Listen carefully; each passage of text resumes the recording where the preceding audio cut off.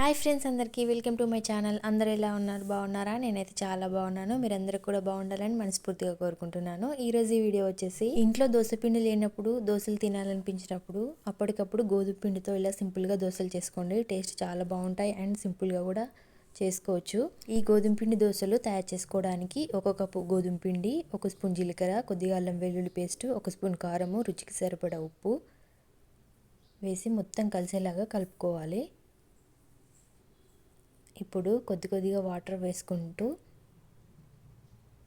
మొత్తం మిక్స్ చేసుకోవాలి.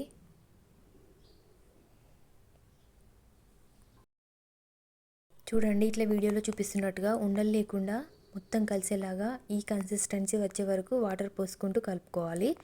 తర్వాత స్టవ్ ఆన్ చేసి ప్యాన్ పెట్టుకొని కొద్దిగా ఆయిల్ వేసుకొని ఆనియన్తో ఇలా రుద్దుకొని మనకి దోసపిండి ఈ విధంగా ఉండాలి.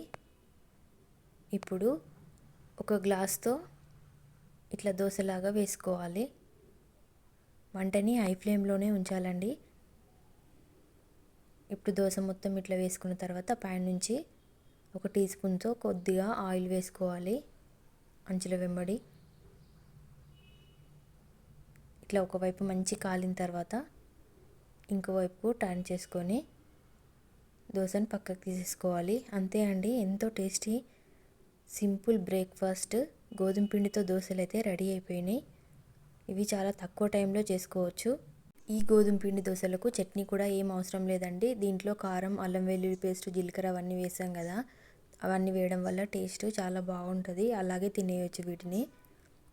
అప్పటికప్పుడు దోశలు తినాలనిపించినప్పుడు ఇలా సింపుల్గా గోధుమ పిండితో దోశలు చేసుకోండి. చాలా మంచిగా వస్తాయి అండ్ టేస్ట్ కూడా చాలా బాగుంటాయి. మీరు కూడా ఒకసారి ఇట్లా ట్రై చేయండి. ఎట్లా వచ్చినాయో నాకు కామెంట్ చేయండి. ఈ దోశ రెసిపీ మీకు నచ్చినట్లయితే లైక్ చేయండి, షేర్ చేయండి. అలాగే మా ఛానల్ని సబ్స్క్రైబ్ చేసుకోండి ఫ్రెండ్స్. మరో మంచి రెసిపీతో మళ్ళీ కలుద్దాం. Thank you for watching my video. Bye bye.